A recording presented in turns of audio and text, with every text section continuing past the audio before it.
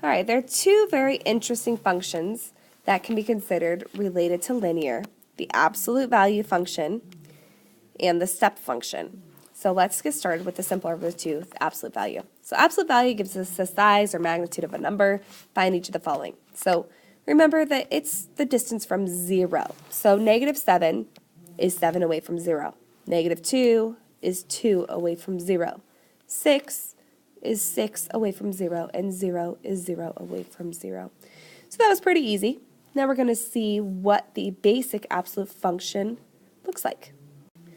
So let's say that we have f of x equals absolute value of x. So f of -7 equals 7, and f of 4 equals 4. -7 is 7 away from 0. 4 is 4 away from 0. So absolute value of -3 is 3, 2, 1, 0, 1, 2, 3. So notice how it made a symmetrical look. So minimum value of this function on this interval. So the minimum value is going to be 0 for the interval that we were given between -3 and 3. Over what domain interval is f of x where x is increasing? So let's go ahead and graph this. Actually, let's not answer C yet. So let's graph this first. So -3, 3, -2, 2, -1, 1, 0, 0, 1, 1, 2, 2, 3, 3. So sorry, now that it's been graphed, the minimum value is 0, 0, because we need the coordinate point. And what domain interval is it increasing? Well, it's increasing between 0 and 3. So x is increasing from 0 to 3 on the interval that we were given. So for this function, the absolute value of x minus 4 plus 7, which of the following is the value of f of 1? So f of 1 equals absolute value 1 minus 4 plus 7. Well, 1 minus 4 is -3. Absolute value of -3 is 3. 3 plus 7 is 10.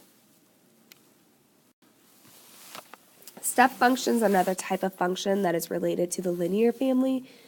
Its graph will reflect its well-chosen name. So let's look at the equation, or the step function that's given. F of x equals 2 if x is between 0 and 5, and f of x equals 6 if it's between 5 and 10. So 0 goes with the first one, so it equals 2. 2 is between 0 and 5, so it's 2. 4 is between 0 and 5, so it also equals 2. Now, looking up here, the first one is if it's up to 5, but the second one includes 5. So for 5, we use 6. 7 is between 5 and 10, so it's 6. And 10 is between 5 and 10, so we use 6. So let's go ahead and plot our first one. When x is 0, y is 2. When x is 2, y is 2. When x is 4, y is 2. When x is 5, y is 6. When x is 7, y is 6. And when x is 10, y is 6. So our equation looks like, our graph looks like this. Step functions can arise in the real world whenever the output to a particular function is constant over particular ranges. There is one part up above that I didn't do, is remember this right here where x is less than 5? So that means that we're not going to include 5, but everything between 4 and 5 still equals 2. So at a local amusement park, the park charges an admission based on age. Graph the amount of money a person would have to pay for admission based on their age. Remember that someone who is 1 day short of 4 years old can consider themselves 3 and under. So if they are 1 years old, it's 0. 2 years old, it's 0. 3 years old, it's 0. 4 years old, we don't fill in that circle, but it is still 0. So everything up until 4 years old is 0. Now it says 8 and under is $4. So we go up to the starting at 4. 5 is also $4. 6 is $4. 7 is $4. But 8, it says 8 and under, so you include 8. 16 and under is $8. So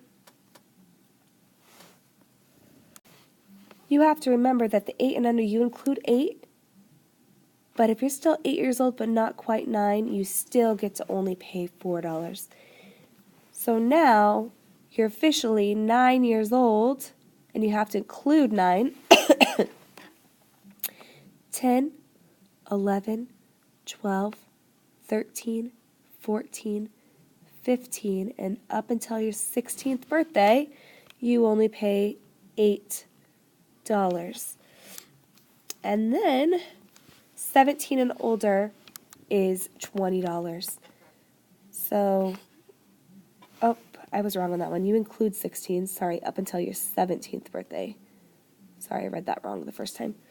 So now 17 and older is $12. So you include 17, 18, 19, 20, and that one keeps going because no matter how much older you are, $12 is the most that you will pay.